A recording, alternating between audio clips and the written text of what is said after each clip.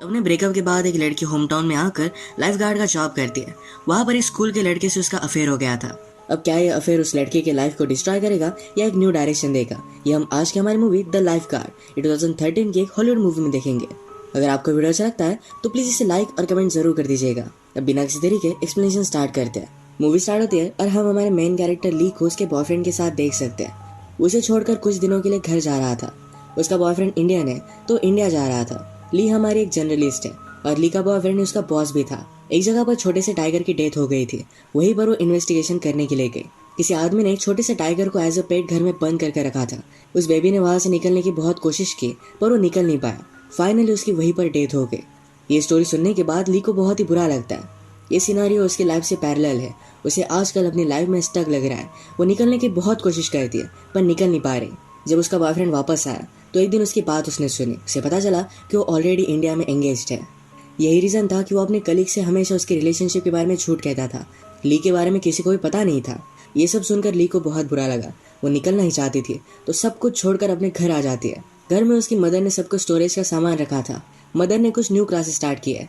ली इसका मजाक उड़ाती है। मदर को बात अच्छी नहीं लगती। रात में डिनर करते वक्त ली ने अपने पेरेंट्स को बता दिया कि कुछ दिनों के लिए मैं यही रहने वाली हूँ। पेरेंट्स कहते हैं कि तुम 30 साल की हो, तुम ऐसे कैसे घर पर रह सकती हो। ली ने कहा कि मुझे सिर्फ कुछ टाइम चाहिए। उसने जिस तरीके से अपनी लाइफ को एक्सपेक्ट किया था उस तरीके से कुछ हुआ नहीं है। अब तक उसे लाइफ में एक सही डायरेक्शन मिली नहीं। वो अपनी लाइफ से ज़रा सैड है तो इसलिए थोड़ा टाइम निकालना चाहती है। उसके फादर इस बात के लिए बहुत ही सपोर्टिव थे। ली के साथ टाइम स्पेंड करना उन्हें बहुत अच्छा लगता है। अगले दिन ली अपने स्कूल के फ्रेंड टॉड से मिलने के लिए आई। टॉड उसे देखकर बहुत ही खुश था।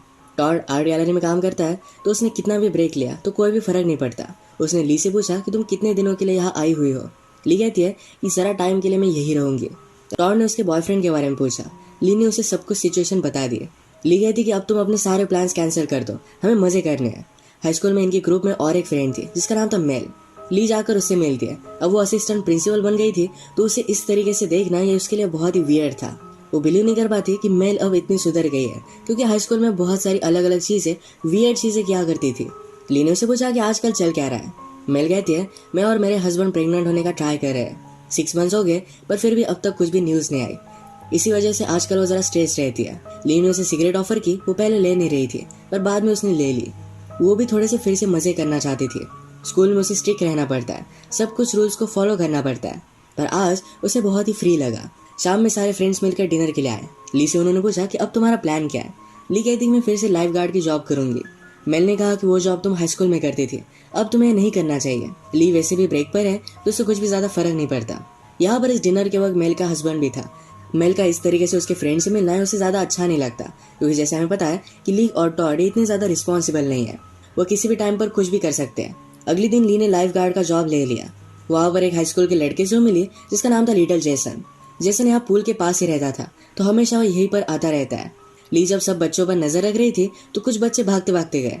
उसने कहा कि तुम यहाँ पर भाग नहीं सकते तो सब बच्चों ने कागज को गिला कर उसे बहुत मारा। उसे बहुत सारी गालियां भी दी।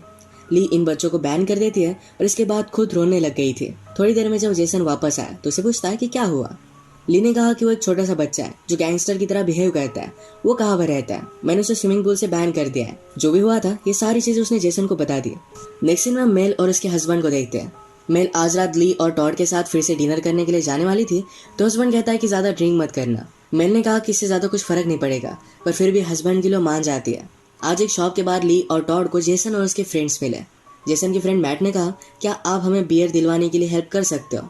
टॉड ने कहा कि इसके बदले में हमें क्या मिलेगा। हेल्प करने के बदले में टॉड को जॉइंट चाहिए था। ये बच्चे इसके लिए मान जाते हैं। जब वे बाय करने के लिए रात में सब पहुंचे तो उनके साथ मेल भी थी। मेल ने इन बच्चों को देखा और वो बहुत ही ज्यादा गुस्सा हो जाती है। उसने कहा कि सारे बच्चे मेरे स्कूल में जाते हैं, मैं वाइस प्रेसिडेंट हूँ, मैं इस तरीके से चीजें नहीं कर सकती।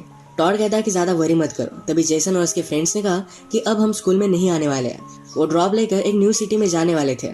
टॉड ने कहा कि अब ये तुम्हारे स्टूडेंट नहीं है, तुम ज्यादा वरी मत करो। पर फिर भी मेल इसे सपोर्ट नहीं कर सकती थी। वो गाड़ी में ही रुकी। मेल के साथ इन फ्रेंड्स में से एक फ्रेंड रुका हुआ था। मेल उसे समझाती है कि मेरा भी हाई स्कूल में ज्यादा कंसंट्रेशन नहीं होता था पर बाद में उसने बहुत अच्छे से स्टडी किया और अपनी लाइफ को अब उसने सुधार लिया है। इस कन्वर्सेशन से इस बच्चे को अच्छी डायरेक्शन मिली और वो स्कूल से ड्रॉप नहीं करने वाला। ली, टॉड और जेसन के फ्रेंड्स ये सब आगे गए, फिर स्मोक करते हैं। ली ने जेसन को समझाया कि तुम्हें इस तरीके से जाना नहीं चाहिए, अपने हाई स्कूल एजुकेशन को यहाँ पर कंप्लीट करना चाहिए। अगर तुमने नहीं किया तो लाइफ हार्ड हो सकती है। जेसन कहता है कि टाउन बहुत ही घटिया है, हर कोई उन्हें हेट करता है। ली ने कहा कि ये जो एक्सपीरियंस है ये तुम्हारे लिए बहुत ही इंपॉर्टेंट है, तुम्हें हर कोई सपोर्ट कर रहा है, तुम स्कूल में जा सकते हो, तुम्हें कोई काम नहीं है। स्मोक करने के बाद ली और टॉड जब फिर से वापस आए तो मेल रोने लग गई। वो कहती है, आज रात मुझे तुम लोगों के साथ मजे करने थे। वो उन्हें अपनी सारी टेंशन बताती है कि किस तरीके से वो प्रेग्नेंट हो नहीं पा रही है। इन्हें मेल के लिए बुरा लगा और घर आकर उसे रिलैक्स करते हैं। ड्रिंक्स वगैरह कर कर इन्होंने हैंग आउट किया और मेल को भी ये रात बहुत ही अच्छी लगी। अगले दिन ली जब अपने काम पर आए तो जेसन का फ्रेंड मैट इस स्विमिंग पूल के पास ही सोया हुआ था। ली ने उससे पूछा कि क्या हुआ, तो मैट ने कहा कि मेरी मदर ने मुझे घर से बाहर निकाल दिया है। मेल को आज छुट्टी थी और घर पर बोर हो रहा था, तो ली और टॉड के साथ वो हैंग आउट करती है। इन्होंने लॉन्ग ड्राइव ली और बहुत मजे किए। ये जब वापस आए तो जेसन और उसके फ्रेंड्स को स्केटबोर्ड करने के लिए पुलिस ने अरेस्ट किया था। ली कहती कि आप ये सब कर क्या रहे हो, इस तरीके से आप इन्हें अरेस्ट नहीं कर सकते। वो एक रिपोर्टर थी तो इस वजह से पुलिस भी डर जाते हैं और वहां से चले गए। इसके बाद ये सब फिर से हैंग आउट करते हैं। इसमें आज मेल का हस्बैंड भी था। ये सब जो भी स्मोक कर रहे थे ये मेल के हस्बैंड को अच्छा नहीं लगता। ली और जेसन बात करते हुए ली ने जेसन से कहा, तुम्हारा फ्यूचर का प्लान क्या है। जेसन को कुछ भी पता नहीं था तो ली उसे लेक्चर देने लग गई। जेसन उसे कहता है, तुमने सब कुछ प्लान करके रखा था पर फिर भी तुम बहुत ही सैड हो। ली इस पर कुछ भी बोल नहीं पाती। घर पर आने के बाद मेल और उसके हस्बैंड के बीच में झगड़ा आ जाता है। उसे लगता है मेल इस सिचुएशन को सीरियसली ले नहीं रही, उसे खुद का ख्याल रखना चाहिए। अगले दिन जब ली और जेसन ने पूल के पास हैंग आउट कर रहे थे तो ली ने उस लिटिल टाइगर को क्या हुआ था इसके बारे में जेसन को बताया। जेसन कहता है, तुमने जो आर्टिकल लिखा वो लोग पढ़ेंगे और नेक्स्ट टाइम शायद कोई ऐसा नहीं करेगा। उसके पास आकर उसे हक कर लेता है। थोड़ी देर में जिस छोटे बच्चे ने ली को सताया हुआ था उसके पास आकर उसे सॉरी कहता है। उसने बहुत ही रिक्वेस्ट की तो ली ने फिर से उसे स्विमिंग पूल में आने के लिए अलाउ कर दिया। वो ली से कहता है कि प्लीज जेसन को बता दो कि मैंने आपसे माफी मांगी है, वो मुझे तंग ना करे। इसका मतलब है जेसन ने उसे धमका कर यहाँ भेजा हुआ था। ली को यह सब बात बहुत ही स्वीट लगी। रात में बारिश होने लगी तो जेसन भी ली की कार में बैठ गया था। ये दोनों एक दूसरे के करीब आने वाले थे। ली को रियलाइज हुआ और वो वहां से दूर चली जाती है। फिर रात में अपने फ्रेंड्स के साथ स्विमिंग पूल पर आए। ली और जेसन ने एक दूसरे को ही देख रहे थे। ली वॉशरूम आए तो जेसन उसके पास आ जाता है। जेसन ने पूछा कि अगर हम दोनों के बीच में कुछ हुआ तो क्या फर्क पड़ता है, सब कुछ ठीक हो जाएगा। वो फिर उसे किस कर लेता है और यहीं पर ये दोनों इंटीमेट हो गए।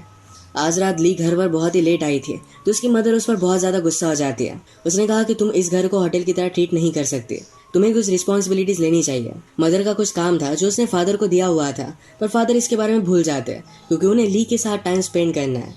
मदर इस बात से और भी ज्यादा फ्रस्ट्रेटेड हो गए पर ली और फादर खुश थे क्योंकि आज उन्हें एक दूसरे के साथ हैंग आउट करने के लिए मिला। स्विमिंग पूल पर आने के बाद ली जेसन के बारे में ही सोच रही थी। इसी मोमेंट पर एक छोटा सा बच्चा स्विमिंग पूल में गिर गया और उसका ध्यान नहीं था। बाद में उसे वो जल्दी से बचा लेती है। घर आते वक्त ली ने फिर से जेसन को देखा। ये दोनों एक लेक के पास आए। जेसन कहता है कि वर्मोंट बहुत ही ब्यूटीफुल है, वहां पर मैं फिश वगैरह कैच करता था। ये दोनों फिर से एक दूसरे को किस कर लेते हैं। इसके बाद इनकी रिलेशनशिप कंटिन्यू हुई थी। एक दिन ली ने जेसन से पूछा कि तुम कब जाने वाले हो। जेसन कहता है कि 1-2 वीक में मैं निकल जाऊंगा। उसने कुछ पैसे सेव करके रखे, उसके पास $400 थे। ली ने कहा कि इतने इनफ नहीं है, तुम्हें एटलीस्ट $1000 चाहिए। तुम थोड़े दिन यहीं पर रुक जाओ, कुछ अगर और पैसे आ जाएंगे उसके बाद चले जाना। ली नहीं चाहती थी कि जेसन इतनी जल्दी यहाँ से चला जाए। एक रात पार्टी पर मेल ने ली से कहा, तुम ऐसा कुछ भी मत करना जो तुम्हें रिग्रेट करना पड़े। ली कहती कि मैंने ऐसा कुछ भी नहीं किया है। जेसन के फ्रेंड मैट को जल्द से जल्द इस टाउन से निकलना था। टॉड ने कहा कि मैं भी पहले इस टाउन से निकलना चाहता था पर यहाँ पर वो स्टक है। उसकी जॉब है, उसके पेरेंट्स यहाँ पर है, यहाँ से जा नहीं सकता। वो मैट को सहारा दे रहा था पर उसके बाद उसे हाथ लगाने लग गया। मैट ने कहा कि मैं गे नहीं हूँ और वहां से चला जाता है। गुस्से में जेसन के पास आया और कहा कि हमें कल के कल निकल जाना चाहिए। जेसन कहता है कि मुझे और भी कुछ पैसे सेव करने, जरा 1-2 वीक्स लग सकते हैं। मैट बेचारा इस सब बातों से बहुत ही सैड हो गया। ली के घर पर उसके पेरेंट्स मिलकर एक रूम बनवा रहे थे। यही दिखाने के लिए जेसन को ली लेकर आए। ली के पेरेंट्स अपने हाथों से खुद बना रहे थे। इसका मजाक ली ने उड़ाया। ये सब बातें ली की मदर सुन लेती है और इस पर वो बहुत ज्यादा अपसेट हो गई। उसने कहा कि तुम इस तरीके से वापस कैसे आ सकती हो, बचपन से लेकर आज तक मैंने तुम्हारा ख्याल रखा है। तुम जब अपने जॉब करने के लिए गई तब मैंने खुद की आइडेंटिटी क्रिएट करने की कोशिश की। अब तुम जब वापस आ गई हो तो सब कुछ प्रॉब्लम क्रिएट कर रही हो। तुम्हारे फादर तुम्हें कुछ भी नहीं बोलेंगे क्योंकि तुम कितने भी दिन यहाँ पर रहो, उन्हें कुछ भी फर्क नहीं पड़ता, पर मदर को पड़ता है। ली एक छोटी बच्ची की तरह बिहेव करती है, ये मदर को अच्छा नहीं लगता। उसने उसे घर से बाहर निकाल दिया। ली फिर जेसन के घर पर आके और यहीं पर अब वो रहने लग गई थी। एक दिन उसे अवार्ड फंक्शन से एक मैसेज आता है। उसने जो आर्टिकल लिखा था उसने उन्हें अवार्ड दिया है। इसका प्राइस $1000 है। इसमें यह भी लिखा था कि आपने जर्नलिज्म छोड़ दिया। ये सुनकर हमें बहुत ही बुरा लगा क्योंकि आप बहुत ही टैलेंटेड हो। इसके बाद जेसन ली से मिलने के लिए आया और जब ये किस कर रहे थे तो टॉड इन्हें देख लेता है। मेल आजकल अपने लाइफ के साथ ज़्यादा सीरियस नहीं है, तो ये बात उसके हस्बैंड को सही नहीं लगी। उसने मेल से पूछा, क्या तुम सचमुच में प्रेग्नेंट होना चाहती हो? मेल ने कहा कि हाँ, होना चाहती हूँ। हस्बैंड कहता है, तो अभी के अभी मेरे साथ इंटीमेट हो। मेल ये नहीं चाहती थी, तो इस पर इनका झगड़ा हो गया। सब कुछ बातें बताने के लिए टॉड के पास आए। बातें करते करते टॉड के मुंह से निकल जाता है कि ली जेसन के साथ रह रही है। इस बात से मेल बहुत ज़्यादा गुस्सा हो गई। इनके ग्रुप में वो भी इन्वॉल्व है, अगर किसी को इस बारे में पता चला तो उसकी जॉब भी जा सकती है। वो गुस्से में ली के पास आए। जेसन भी वहीं पर था। उसने जेसन से कहा, तुम्हारे पेरेंट्स के पास चलते हैं, उन्हें ये सब चीज़ें पता होनी चाहिए। वो ली पर भी बहुत ज़्यादा गुस्सा थी। उसने कहा कि तुम मेरी लाइफ क्यों डिस्ट्रॉय करना चाहती हो? मैं स्कूल में तुम्हारी जैसी थी, पर बाद में मैंने मेरी लाइफ को एक अच्छी तरीके से डायरेक्शन दी है। तुमने मेरी पूरी लाइफ बर्बाद कर दी। मैं ये सब चीज़ें जेसन के फादर को बताने वाली थी, पर जेसन ने कहा कि मैं स्कूल को बता दूंगा कि तुम हमसे ड्रग्स बाय कर रही थी। मेल इस बात से और भी ज़्यादा गुस्सा हो गए। एक दिन जब ली और जेसन जंगल में जाकर हैंग आउट कर रहे थे, तो वहाँ पर उन्होंने मैट की डेड बॉडी देखी। उसने सुसाइड कर ली थी। उसे इस टाउन से जेसन के साथ निकलना था, पर जेसन ने उसे ज़्यादा सपोर्ट नहीं किया। इसी वजह से उसने सुसाइड कर ली थी। ये दोनों ही देखकर बहुत ही ज़्यादा डिस्टर्ब हो जाते हैं। जेसन रोने लग गया। जेसन ने कहा उसके बड़े ब्रदर ने भी सुसाइड की थी। अब और एक पुलिस ऑफिसर जाकर फिर से उसे वही न्यूज़ देगा। उसे बहुत बुरा लग रहा था। ली कहती है, मैं बता कर आती हूँ। ली भी बाहर आकर बहुत रोई, क्योंकि उसने ही जेसन को रुकने के लिए कहा था। वो मैट की मदर को जाकर बताती है। एक दूसरे का सहारा लेकर बहुत रोती है। ली अब जेसन के घर से बाहर निकल गई। वो एक रात स्विमिंग पूल के पास सोए और दूसरी रात अपनी मदर ने जो घर बनवाया था उसमें जाकर सो जाती है। उसके घर से जाने के बाद उसकी कैट मिसिंग थी, ये भी उसे मिल गई। जेसन ने जब स्कूल को छोड़ दिया तब मेल उसके फादर से बात करती है। उन्हें फिर से समझाने की कोशिश करती है कि जेसन को इस तरीके से स्कूल से मत निकालिए। जेसन के फादर ने कहा कि जेसन की लाइफ में ऑलरेडी बहुत सारे प्रॉब्लम्स हैं, यहाँ से दूर जाने का डिसीजन उसके लिए अच्छा होगा। मेल ने ली और जेसन के बीच में जो भी हुआ इस सब के लिए सॉरी कहती है। फादर कहते हैं, लाइफ में इस तरीके से अजीब अलग अलग चीज़ें होती रहती है, हमें इस पर इतना ज़्यादा सोचना नहीं चाहिए। जेसन के फादर के जाने के बाद मेल को मनाने के लिए उसका हस्बैंड आ गया। उसे सॉरी कहता है। जिस तरीके से हस्बैंड वाइफ झगड़ते हैं उसके बाद एक दूसरे को माफ़ कर देते हैं, उसी तरीके से इन दोनों ने भी एक दूसरे को माफ़ कर दिया था। मेल ने अपने स्कूल के बोर्ड को सारी सिचुएशन समझाई थी, पर इसमें उन्हें नहीं लगता कि मेल का कोई भी फॉल्ट है, तो इस वजह से उसे वो फायर नहीं करते। ली घर पर आई और सारे सामान को ठीक से रख देती है। अपने मदर के लिए उसने वेबसाइट वगैरह बना कर रखी थी। मदर को अच्छा लगा कि ली कुछ ना कुछ तो रिस्पॉन्सिबिलिटी ले रही है। ली अब घर में रह सकती थी। मैट के फ्यूनरल पर ली और मेल फिर से एक दूसरे से मिले। ली ने मेल को सॉरी कहा और मेल उसे माफ़ कर देती है। अब इसके बाद जेसन के जाने का दिन आ गया था। वो ली से मिलने के लिए आया। ली को अपने आर्टिकल के लिए जो $1000 का चेक मिला था ये वो जेसन को दे देती है। उसने कहा कि तुम बहुत ही अमेजिंग हो, कभी भी अपने आप पर डाउट मत करना, अच्छे से मेहनत करना और लाइफ में तुम सक्सेस हो जाओगे। इसके बाद ली भी अपनी सिटी में फिर से वापस चली जाती है। वो अपने काम में अच्छी थी, पर सिर्फ ब्रेकअप की वजह से ज़रा ब्रेक लेने के लिए वो यहाँ पर आई हुई थी, तो फिर से वो लौट जाती है। जेसन भी अपने टाउन में जाकर सही तरीके से सेटल हो गया था और ली के न्यूयॉर्क के एड्रेस पर वो लेटर लिखता है। इनकी रिलेशनशिप कैसी भी हो, फिर भी एक दूसरे को लाइफ में आगे बढ़ने के लिए इन्होंने इंस्पायर किया था। इसी के साथ ये मूवी एंड हो जाती है। अगर आपको वीडियो अच्छा लगा तो प्लीज़ इसे लाइक और कमेंट जरूर कर दीजिएगा। ये बहुत सारी मूवीज़ लेकर आता रहता हो, तो प्लीज़ इस चैनल को सब्सक्राइब कर दीजिए और बेल नोटिफिकेशन आइकन दबाना मत भूलिएगा। हम फिर से मिलेंगे और एक नई मूवी के साथ। तब तक के लिए थैंक यू और आप अपने आप का ख्याल रखिए।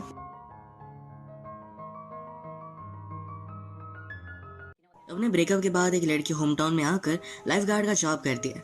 वहाँ पर एक स्कूल के लड़के से उसका अफेयर हो गया था। अब क्या ये अफेयर उस लड़के के लाइफ को डिस्ट्रॉय करेगा या एक न्यू डायरेक्शन देगा, ये हम आज की हमारी मूवी द लाइफ गार्ड 2013 की एक हॉलीवुड मूवी में देखेंगे। अगर आपको वीडियो अच्छा लगता है तो प्लीज़ इसे लाइक और कमेंट जरूर कर दीजिएगा। अब बिना किसी देरी के एक्सप्लेनेशन स्टार्ट करते हैं।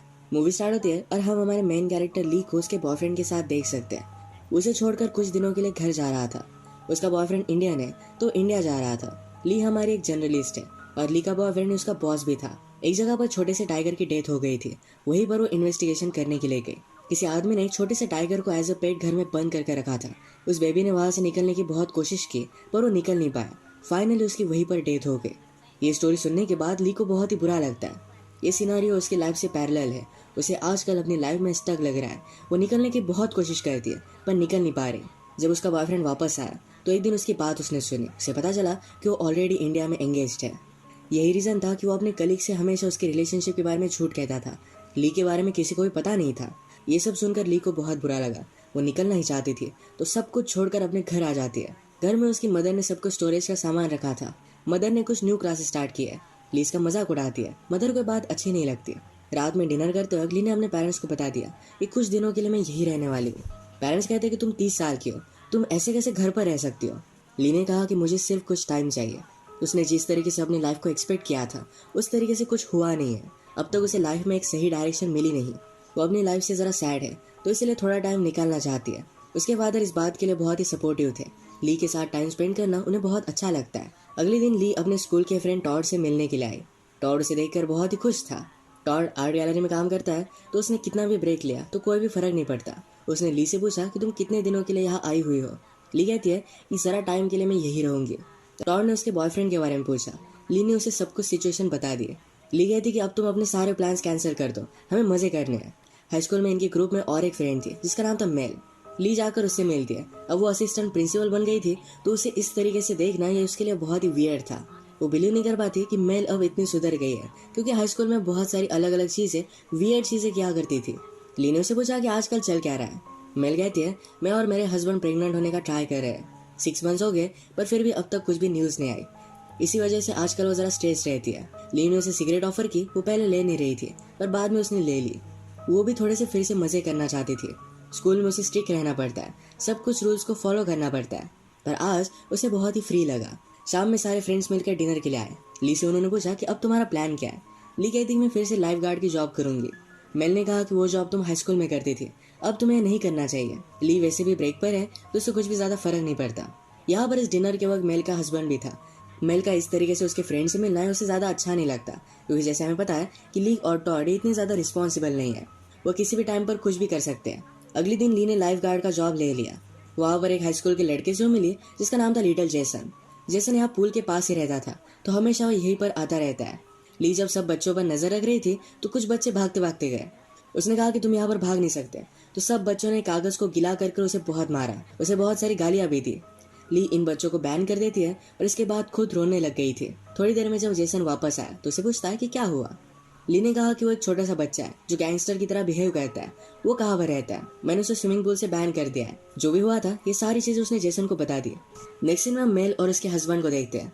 मेल आज रात ली और टॉड के साथ फिर से डिनर करने के लिए जाने वाली थी, तो हस्बैंड कहता है कि ज्यादा ड्रिंक मत करना। मेल ने कहा कि इससे ज्यादा कुछ फर्क नहीं पड़ेगा, पर फिर भी हस्बैंड के लिए मान जाती है। आज एक शॉप के बाहर ली और टॉड को जेसन और उसके फ्रेंड्स मिले। जेसन के फ्रेंड मैट ने कहा क्या आप हमें बियर दिलवाने के लिए हेल्प कर सकते हो। टॉड ने कहा कि इसके बदले में हमें क्या मिलेगा। हेल्प करने के बदले में टॉड को जॉइंट चाहिए था। ये बच्चे इसके लिए मान जाते हैं। जब वे बाय करने के लिए रात में सब पहुंचे तो उनके साथ मेल भी थी। मेल ने इन बच्चों को देखा और वो बहुत ही ज्यादा गुस्सा हो जाती है। उसने कहा कि सारे बच्चे मेरे स्कूल में जाते हैं, मैं वाइस प्रेसिडेंट हूँ, मैं इस तरीके से चीजें नहीं कर सकती। टॉड कहता है कि ज्यादा वरी मत करो। तभी जेसन और उसके फ्रेंड्स ने कहा कि अब हम स्कूल में नहीं आने वाले हैं। वो ड्रॉप लेकर एक न्यू सिटी में जाने वाले थे। टॉड ने कहा कि अब ये तुम्हारे स्टूडेंट नहीं है, तुम ज्यादा वरी मत करो, पर फिर भी मेल इसे सपोर्ट नहीं कर सकती थी। वो गाड़ी में ही रुकी। मेल के साथ इन फ्रेंड्स में से एक फ्रेंड रुका हुआ था। मेल उसे समझाती है कि मेरा भी हाई स्कूल में ज़्यादा कंसंट्रेशन नहीं होता था, पर बाद में उसने बहुत अच्छे से स्टडी किया और अपनी लाइफ को अब उसने सुधार लिया है। इस कन्वर्सेशन से इस बच्चे को अच्छी डायरेक्शन मिली और वो स्कूल से ड्रॉप नहीं करने वाला। ली, टॉड और जेसन के फ्रेंड्स ये सब आगे गए, फिर स्मोक करते हैं। ली ने जेसन को समझाया कि तुम्हें इस तरीके से जाना नहीं चाहिए, अपने हाई स्कूल एजुकेशन को यहाँ पर कंप्लीट करना चाहिए। अगर तुमने नहीं किया तो लाइफ हार्ड हो सकती है। जेसन कहता है कि टाउन बहुत ही घटिया है, हर कोई उन्हें हेट करता है। ली ने कहा कि ये जो एक्सपीरियंस है ये तुम्हारे लिए बहुत ही इंपॉर्टेंट है, तुम्हें हर कोई सपोर्ट कर रहा है, तुम स्कूल में जा सकते हो, तुम्हें कोई काम नहीं है। स्मोक करने के बाद ली और टॉड जब फिर से वापस आए तो मेल रोने लग गई। वो कहती है आज रात मुझे तुम लोगों के साथ मजे करने थे। वो उन्हें अपनी सारी टेंशन बताती है कि किस तरीके से वो प्रेग्नेंट हो नहीं पा रही है। इन्हें मेल के लिए बुरा लगा और घर आकर उसे रिलैक्स करते हैं। ड्रिंक्स वगैरह कर इन्होंने हैंग आउट किया और मेल को भी ये रात बहुत ही अच्छी लगी। अगले दिन ली जब अपने काम पर आई तो जेसन का फ्रेंड मैट ही स्विमिंग पूल के पास ही सोया हुआ था। ली ने उसे पूछा कि क्या हुआ, तो मैट ने कहा कि मेरी मदर ने मुझे घर से बाहर निकाल दिया है। मेल को आज छुट्टी थी और घर पर बोर हो रहा था, तो ली और टॉड के साथ वो हैंग आउट करती है। इन्होंने लॉन्ग ड्राइव ली और बहुत मजे किए। ये जब वापस आए तो जेसन और उसके फ्रेंड्स को स्केटबोर्ड करने के लिए पुलिस ने अरेस्ट किया था। ली कहती कि आप ये सब कर क्या रहे हो, इस तरीके से आप इन्हें अरेस्ट नहीं कर सकते।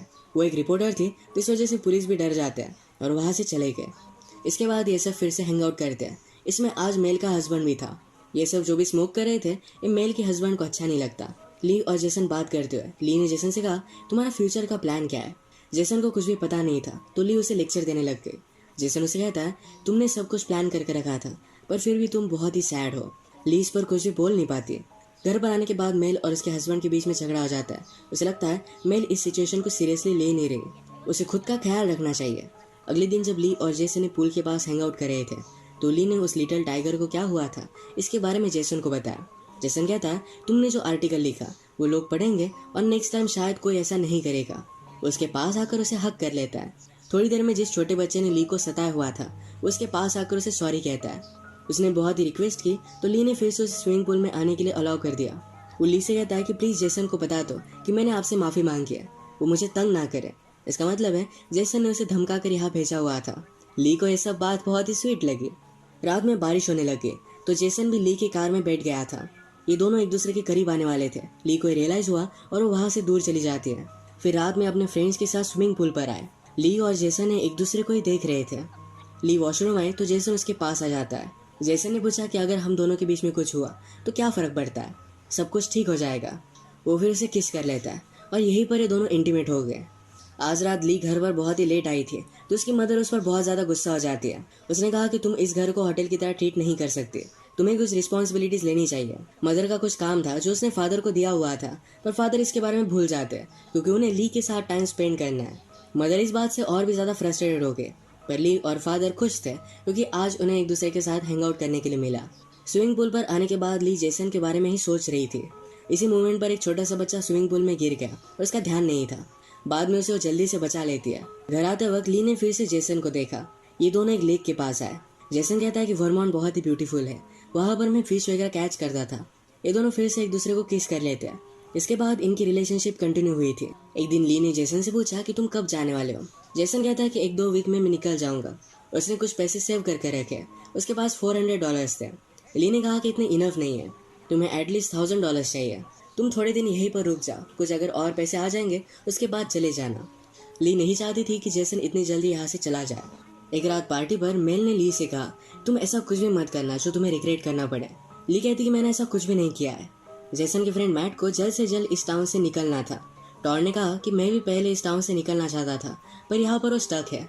उसकी जॉब है, उसके पेरेंट्स यहाँ पर है, यहाँ से जा नहीं सकता। वो मैट को सहारा दे रहा था, पर उसके बाद उसे हाथ लगाने लग गया। मैट ने कहा कि मैं गे नहीं हूँ और वहां से चला जाता है। गुस्से में जेसन के पास आया और कहा कि हमें कल के कल निकल जाना चाहिए। जेसन कहता है कि मुझे और भी कुछ पैसे सेव करने हैं, जरा 1-2 वीक्स लग सकते हैं। मैट बेचारा इस सब बातों से बहुत ही सैड हो गया। ली के घर पर उसके पेरेंट्स मिलकर एक रूम बनवा रहे थे। यही दिखाने के लिए जेसन को ली लेकर आए। ली के पेरेंट्स अपने हाथों से खुद बना रहे थे। इसका मजाक ली ने उड़ाया। ये सब बातें ली की मदर सुन लेती है और इस पर वो बहुत ज्यादा अपसेट हो गई। उसने कहा कि तुम इस तरीके से वापस कैसे आ सकती हो, बचपन से लेकर आज तक मैंने तुम्हारा ख्याल रखा है। तुम जब अपने जॉब करने के लिए गई तब मैंने खुद की आइडेंटिटी क्रिएट करने की कोशिश की। अब तुम जब वापस आ गई हो तो सब कुछ प्रॉब्लम क्रिएट कर रही हो। तुम्हारे फादर तुम्हें कुछ भी नहीं बोलेंगे क्योंकि तुम कितने भी दिन यहाँ पर रहो, उन्हें कुछ भी फर्क नहीं पड़ता, पर मदर को पड़ता है। ली एक छोटी बच्ची की तरह बिहेव करती है, ये मदर को अच्छा नहीं लगता। उसने उसे घर से बाहर निकाल दिया। ली फिर जेसन के घर पर आके और यहीं पर अब वो रहने लग गई थी। एक दिन उसे अवार्ड फंक्शन से एक मैसेज आता है। उसने जो आर्टिकल लिखा था उसने उन्हें अवार्ड दिया है। इसका प्राइस $1000 है। इसमें यह भी लिखा था कि आपने जर्नलिज्म छोड़ दिया। ये सुनकर हमें बहुत ही बुरा लगा क्योंकि आप बहुत ही टैलेंटेड हो। इसके बाद जेसन ली से मिलने के लिए आया और जब ये किस कर रहे थे तो टॉड इन्हें देख लेता है। मेल आजकल अपनी लाइफ के साथ ज्यादा सीरियस नहीं है, तो ये बात उसके हस्बैंड को सही नहीं लगी। उसने मेल से पूछा, क्या तुम सचमुच में प्रेग्नेंट होना चाहती हो? मेल ने कहा कि हाँ, होना चाहती हूँ। हस्बैंड कहता है, तो अभी के अभी मेरे साथ इंटीमेट हो। मेल ये नहीं चाहती थी तो इस पर इनका झगड़ा हो गया। सब कुछ बातें बताने के लिए टॉड के पास आए। बातें करते करते टॉड के मुंह से निकल जाता है कि ली जेसन के साथ रह रही है। इस बात से मेल बहुत ज्यादा गुस्सा हो गई। इनके ग्रुप में वो भी इन्वॉल्व है, अगर किसी को इस बारे में पता चला तो उसकी जॉब भी जा सकती है। वो गुस्से में ली के पास आए। जेसन भी वहीं पर था। उसने जेसन से कहा, तुम्हारे पेरेंट्स के पास चलते हैं, उन्हें ये सब चीजें पता होनी चाहिए। वो ली पर भी बहुत ज्यादा गुस्सा थी। उसने कहा कि तुम मेरी लाइफ क्यों डिस्ट्रॉय करना चाहते हो? मैं स्कूल में तुम्हारी जैसी थी, पर बाद में मैंने मेरी लाइफ को एक अच्छी तरीके से डायरेक्शन दी है। तुमने मेरी पूरी लाइफ बर्बाद कर दी। मैं ये सब चीजें जेसन के फादर को बताने वाली थी, पर जेसन ने कहा कि मैं स्कूल को बता दूंगा कि तुम हमसे ड्रग्स बाय कर रही थी। मेल इस बात से और भी ज्यादा गुस्सा हो गए। एक दिन जब ली और जेसन जंगल में जाकर हैंग आउट कर रहे थे तो वहां पर उन्होंने मैट की डेड बॉडी देखी। उसने सुसाइड कर ली थी। उसे इस टाउन से जेसन के साथ निकलना था, पर जेसन ने उसे ज्यादा सपोर्ट नहीं किया, इसी वजह से उसने सुसाइड कर ली थी। ये दोनों ही देखकर बहुत ही ज्यादा डिस्टर्ब हो जाते हैं। जेसन रोने लग गया। जेसन ने कहा उसके बड़े ब्रदर ने भी सुसाइड की थी। अब और एक पुलिस ऑफिसर जाकर फिर से उसे वही न्यूज देगा। उसे बहुत बुरा लग रहा था। ली कहती है मैं बता कर आती हूँ। ली भी बाहर आकर बहुत रोई क्योंकि उसने जेसन को रुकने के लिए कहा था। वो मैट की मदर को जाकर बताती है, एक दूसरे का सहारा लेकर बहुत रोती है। ली अब जेसन के घर से बाहर निकल गई। वो एक रात स्विमिंग पूल के पास सोए और दूसरी रात अपनी मदर ने जो घर बनवाया था उसमें जाकर सो जाती है। उसके घर से जाने के बाद उसकी कैट मिसिंग थी, ये भी उसे मिल गई। जेसन ने जब इस स्कूल को छोड़ दिया तब मेल उसके फादर से बात करती है, उन्हें फिर से समझाने की कोशिश करती है कि जेसन को इस तरीके से स्कूल से मत निकालिए। जेसन के फादर ने कहा कि जेसन की लाइफ में ऑलरेडी बहुत सारे प्रॉब्लम्स हैं, यहाँ से दूर जाने का डिसीजन उसके लिए अच्छा होगा। मेल ने ली और जेसन के बीच में जो भी हुआ इस सब के लिए सॉरी कहती है। फादर कहते हैं लाइफ में इस तरीके से अजीब अलग अलग चीज़ें होती रहती है, हमें इस पर इतना ज़्यादा सोचना नहीं चाहिए। जेसन के फादर के जाने के बाद मेल को मनाने के लिए उसका हस्बैंड आ गया, उसे सॉरी कहता है। जिस तरीके से हस्बैंड वाइफ झगड़ते हैं उसके बाद एक दूसरे को माफ़ कर देते हैं, उसी तरीके से इन दोनों ने भी एक दूसरे को माफ़ कर दिया था। मेल ने अपने स्कूल के बोर्ड को सारी सिचुएशन समझाई थी, पर इसमें उन्हें नहीं लगता कि मेल का कोई भी फॉल्ट है, तो इस वजह से उसे वो फायर नहीं करते। ली घर पर आई और सारे सामान को ठीक से रख देती है। अपने मदर के लिए उसने वेबसाइट वगैरह बना कर रखी थी। मदर को अच्छा लगा कि ली कुछ ना कुछ तो रिस्पॉन्सिबिलिटी ले रही है। ली अब घर में रह सकती थी। मैट के फ्यूनरल पर ली और मेल फिर से एक दूसरे से मिले। ली ने मेल को सॉरी कहा और मेल उसे माफ़ कर देती है। अब इसके बाद जेसन के जाने का दिन आ गया था। वो ली से मिलने के लिए आया। ली को अपने आर्टिकल के लिए जो $1000 का चेक मिला था ये वो जेसन को दे देती है।